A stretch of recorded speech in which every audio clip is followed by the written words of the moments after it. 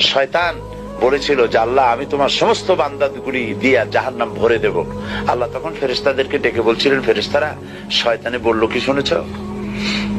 তোমরা যাও পৃথিবীতে, আমার বান্দারা শয়তানের ওয়াসওয়াসায় পড়ে যদি একটা গুনার নিয়ত করে, গুনাহটা করে নাই, গুনার নিয়ত করেছে, আমলনামায় একটা গুনাহ লিখে দিও।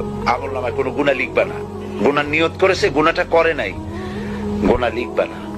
যখন গুনাহটা করে ফেলবে তখন একটা গুনার জন্য একটা গুনাহই লিখো, আর যদি তওবা করে তা আমি মাফ করে দেব।